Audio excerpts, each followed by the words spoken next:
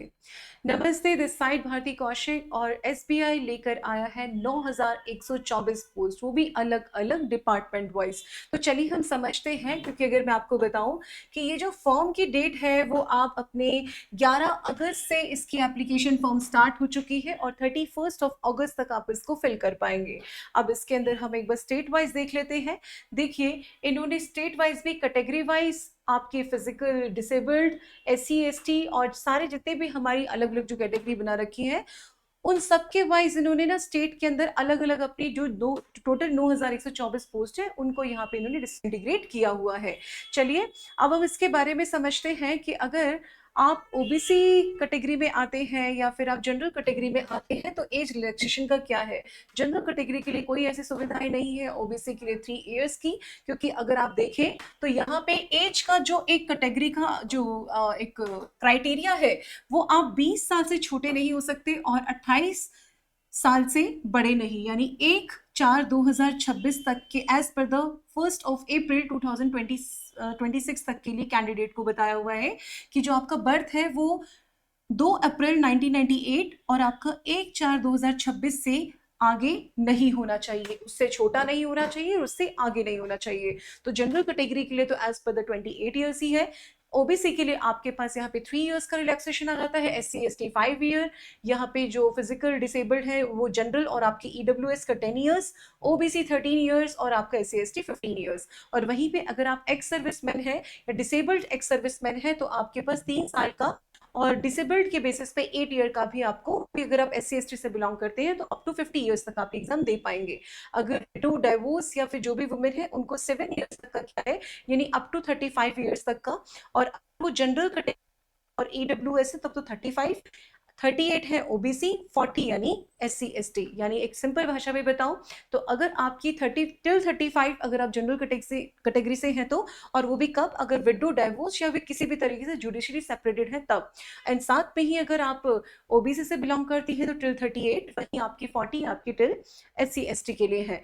Train आपके apprentice of SBI है उनके लिए भी उन्होंने 1 साल का, जनरल वालों को ओबीसी का 4 साल का, वैसे ही आपके SC ST 6 इयर्स का।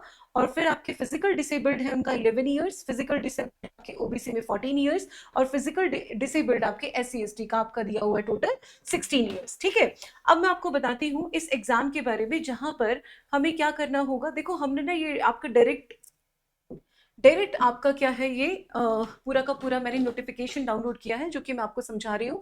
पेपर का पैटर्न समझ लेते हैं। आपका जो प्री एग्जाम होता है इसका जो एग्जैक्टली आपका टोटल मार्क्स सिलेक्शन रहेगा आपका 100 मार्क्स का। ठीक है, जिसके अंदर आपका इंग्लिश, न्यूमेरिकल एबिलिटी और रीजनिंग एबिलिटी आपकी रहेंगी, जिनका इन जनरल ड्यूरेशन आपका 20 मिनट का है, यानी 1 घंटे का आपका ये पेपर है। अब इस पेपर के अंदर आप देखो लिस्ट ऑफ मीडियम के बारे में देखें तो मीडियम के हिसाब से भी इन्होंने अंडमान निकोबार में English and Hindi, Arunachal Pradesh English and Hindi, Assam में असामीज एंड बंगाली, कोंकणी जो गोवा का है, गुजराती गुजरात, उर्दू कन्नड़ा उर्दू, ये आप कह सकते हो जितने भी हमारी ऑफिशियल लैंग्वेज है और वो जिस जिस स्टेट से बिलोंग करते हैं वहां पर पेपर का मीडियम आपको उन दोनों या तीनों भाषाओं में आपको मिलेगा। अब हम इस एग्जाम के मेंस के बारे में बात कर लेते हैं। कल अगर आप मेंस से पहले एक छोटी सी बात और, जो इसमें आपका नेगेटिव मार्किंग होगी ना वो आपकी 1/4 होगी, यानी कि अगर 1 मार्क्स का क्वेश्चन है तो वो आपका 0.25, अगर वो नेगेटिव हो जाता है तो 0.25 डिडक्ट हो जाएगा। वही हम बात करते हैं मेंस एग्जामिनेशन के बारे में। यहाँ पेपर होता है आपका टोटल आपके 200 नंबर का, जिसमें 190 क्वेश्चन आते हैं। यहाँ पे आपकी जनरल फाइनेंशियल अवेयरनेस के बारे में जाना जाता है, 50 क्वेश्चन रहेंगे। General English 40, quantitative aptitude 50, reasoning ability 50। तो ये हमारे हो गए आपके नंबर ऑफ क्वेश्चंस। ओके, अब यहाँ पर हम देखते हैं जनरल इंग्लिश के 40 क्वेश्चंस हैं। ओके, अब यहाँ पर आता है आपका लोकल लैंग्वेज प्रोफिशिएंसी टेस्ट, जिसमें आपका नॉन वर्बल टेस्ट और वर्बल टेस्ट के अंदर ऑब्जेक्टिव और सब्जेक्टिव होता है। नंबर ऑफ पैसेज 3 दिए जाते हैं, दोनों में 15-15 नंबर के ये होते हैं और मैक्सिमम मार्क्स इसमें 20 आपको, मतलब टोटल इनके अंदर उसने 20 मार्क्स का दिया हुआ है। अब यहाँ हम समझते हैं कि इस एग्जाम के लिए अगर आप यहाँ पर जनरल या ओबीसी है या फिर ईडब्ल्यूएस से बिलोंग करते हैं, तो उस इस फॉर्म का जो जितना इस फॉर्म को फिल करने का जो अमाउंट है वो 750 रुपीज है। वहीं एससी एसटी पीडब्ल्यू जो हमारे फिजिकल डिसेबल्ड है और बाकी जितनी कैटेगरी है उनके लिए निल हो जाता है।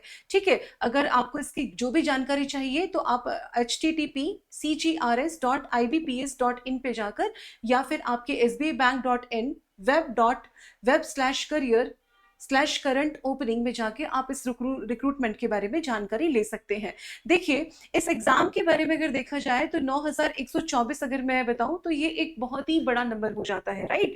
अब इस पेपर के लिए हमें क्या करना होता है, जनरल आप जो प्रीलिम्स का जो पेपर है उसके लिए तो आपको डेफिनेटली आपकी जनरल इंग्लिश, जनरल मैथ्स, इस पे ही आपको ज्यादा ध्यान देना पड़ेगा। बाकी सेक्शन आपके मेंस में उनका आप कह सकते हो कि कहीं ना कहीं मतलब कि मॉडरेट से टफ लेवल के वो हो जाते हैं, मतलब जो लेवल ऑफ एग्जाम होगा उस हिसाब से रहेगा। अब हम बात करते हैं आपके कौन कौन सा जो टेंटेटिव लिस्ट है सेंटर जो प्रिलिमिनरी एग्जाम के लिए यहाँ पर है।